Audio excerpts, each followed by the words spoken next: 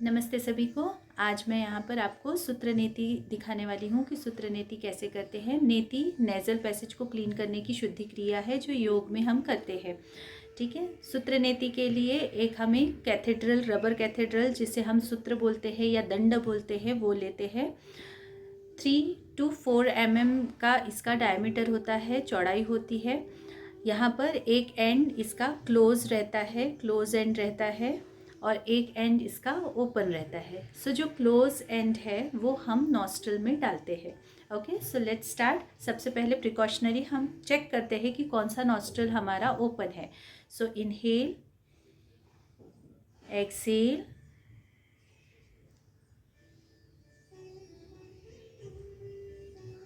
Okay.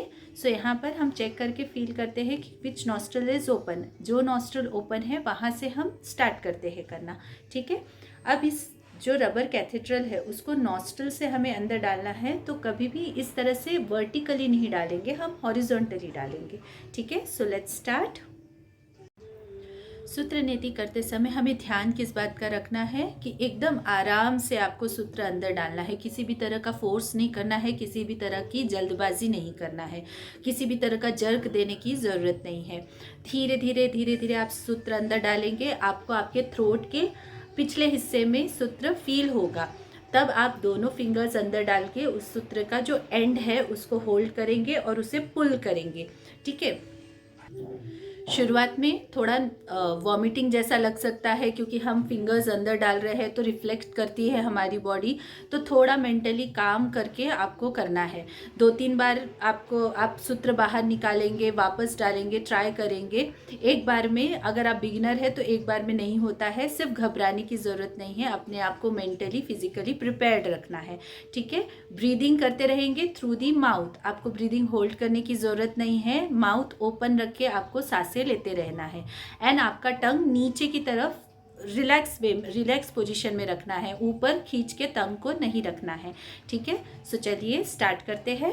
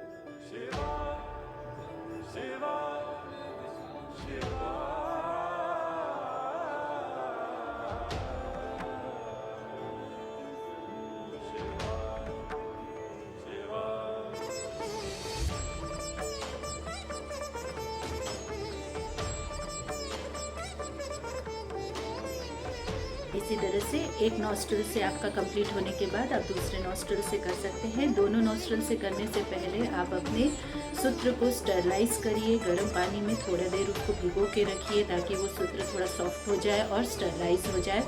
एक nostril से complete होने के बाद वापस आप अपने सूत्र को धोइए, थोड़ा सा गुनगुने पानी में धोइए ताकि वो वापस पूरी तरह से क्लीन हो जाए।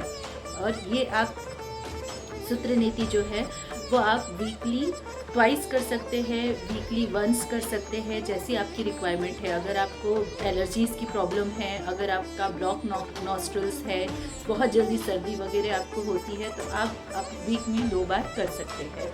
इसको सूत्र नीति के बाद आप जल नीति फॉलो कर सकते हैं, ताकि जो भी म्यूकस डाइल्यूट हुआ है, लूज हुआ है आपके नेजल पैसेज में, आपके रेस्पिरेटरी ट्रैक में, वो जल नीति के थ्रू बाहर थ्रू आउट हो सके।